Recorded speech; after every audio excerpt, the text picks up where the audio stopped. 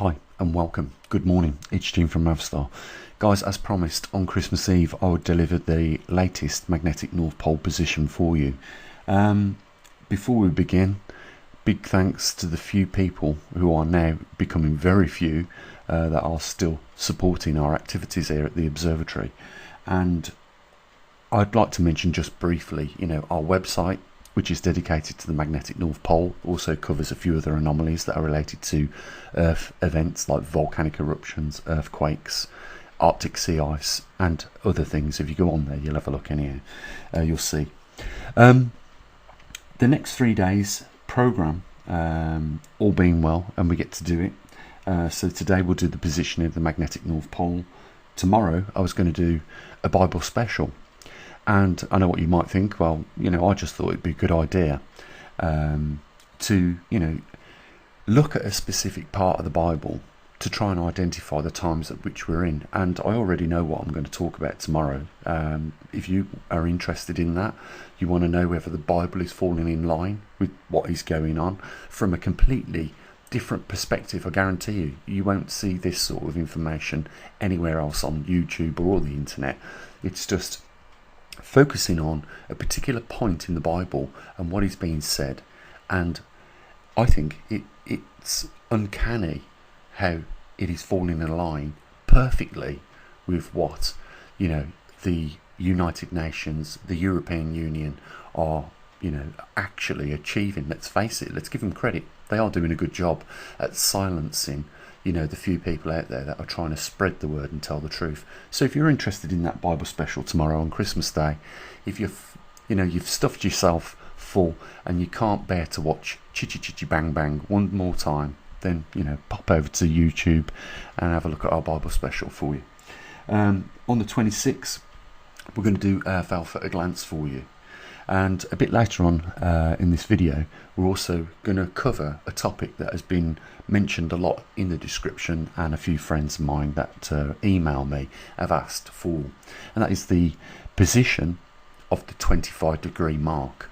The reason why they've asked for that is because they've been doing a bit of research themselves, and they know full well that during the last magnetic reversal, the pole had migrated between 40 and 45 degrees, and it was in that 5-degree period where the poles had actually flipped.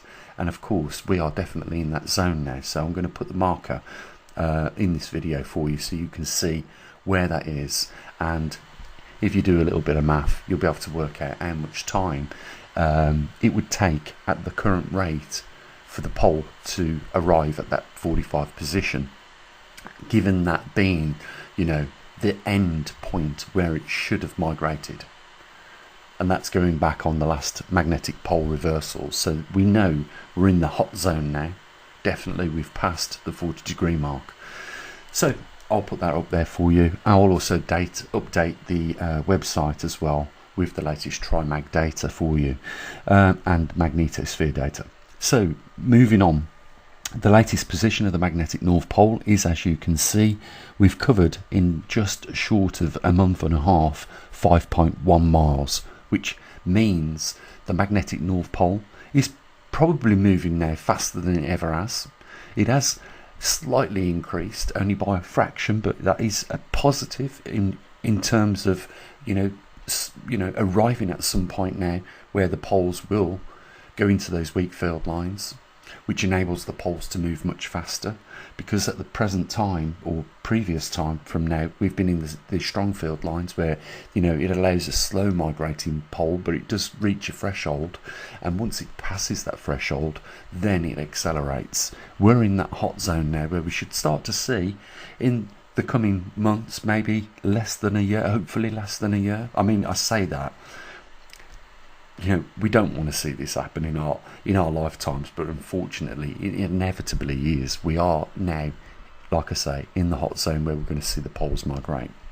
So in the last month and a half we've covered 5.01 miles, and that gives us average distance of 3.6 miles per month. Remember, we haven't done a pole shift every twice a month now because of the slowing down of funding. What we're trying to do is keep information flowing, but if we can't afford the time to do it twice a month, at least we can give it to you once a month and a half. If things improve, guys, we'll revert back to what we was doing previous. So 3.6 miles per month over around about 30 days. The latest position of the magnetic North Pole, I'll give you the longitude and the latitude. Starting with the longitude, 81 degrees 47 hours 43 minutes 99 seconds north, and the longitude is 114 degrees 25 hours 4 minutes 15 seconds east. So if you're following on your own Google Maps, you'll be able to pin your latest positioning of the magnetic North Pole. We are still tracking west towards Russia, so nothing has deviated as far as the heading is concerned. We are still on course for central Russia, and we know why we're heading there. It's because the magnetic intensity in central Russia is stronger than it is in Canada, where the poles originally started to migrate from.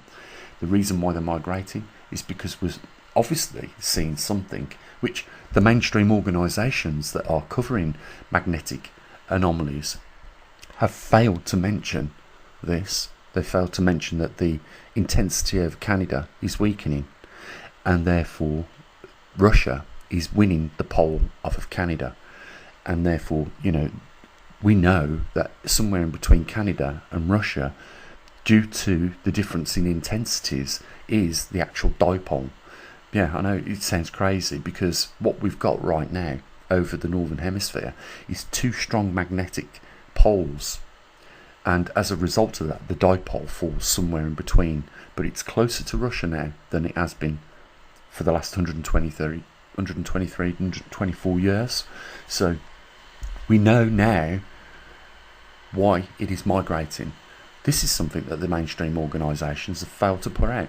This is why you have to come to a channel like this that is dedicated to studying it and working on behalf of the public, because we have announced quite a few things related to the poles that mainstream haven't.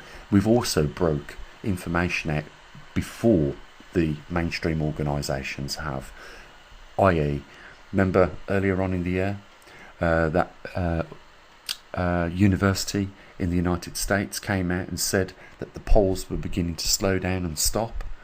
The Earth's rotation in the inner core was beginning to slow down and stop, and could possibly reverse. I'm sure if you've been following me for a few years, you remember we predicted a date that was this year, and by that date, this organisation had came out and said that, well, if the core of the Earth is slowing down, that means the magneto that generates the poles is also slowing down, and it should come as no surprise why that is happening, because we are getting closer to that pole reversal happening. We know what's going to happen when that happens. Our magnetosphere is going to start to weaken, and we have magnetometers in here in the UK and in Canada. We haven't received any data from Scott for a long time in Arizona. Not sure whether he's still recording data. Let's hope that Scott does, at some point send his data. He has been doing bulk data drops, I will say that. On his last data drop, it was a good few months. So let's hope Scott's still doing that for us. So your latest pole position is where it is. It's covered a distance of 5.01 miles in the last month and a half. I suppose now what we should do is show you where the 45-degree mark is, and then if you can't work it out, just drop me a message in the comment section. You want to know how many miles it is and how long before we arrive at 45 degrees. I'll do that in a later date video for you. So that's your latest pole position, still tracking west and moving at 3.6 miles per month. Let's put the 45-degree marker on there for you so you can track that as well, and we'll get on and do that now.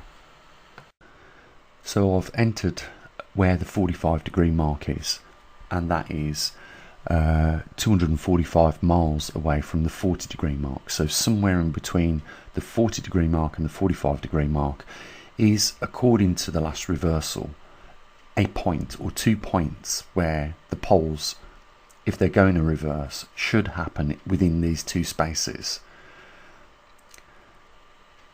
And, you know, we are, like I say, 245 miles away from that. So if you want to work that out, how long it could be before we arrive at that, then, you know, if it remained at its current speed of 3.6 miles, you should be able to just divide, you know, 245 by 3.6 miles. It will give you the time.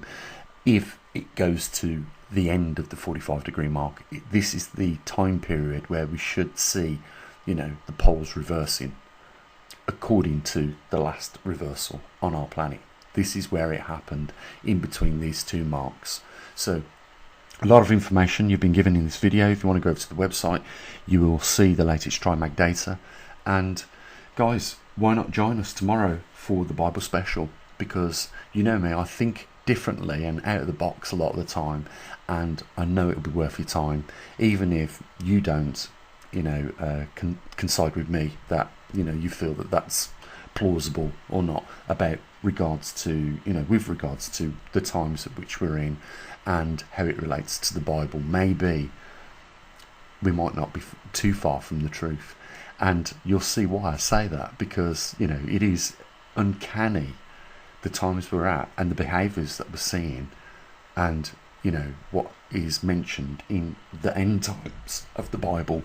And I believe that, you know, these signs that was recorded in the Bible were to give an indication of how close we would be to those times. And I think you would agree, and a lot of people have said to me, Gene, we are in end times. And I know what a lot of people are going to say, Gene, stick with the science, you know, leave the Bible alone, don't talk about religion. But for a lot of people in this world, religion is still important.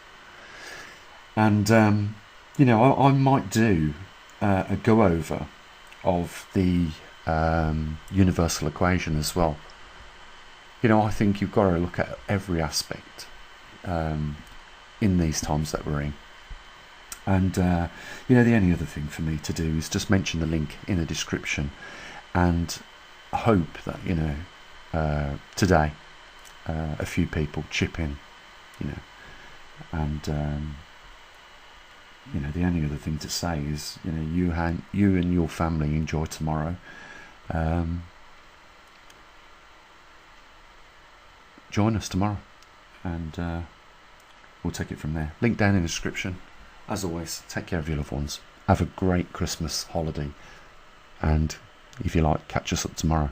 As always, bye for now.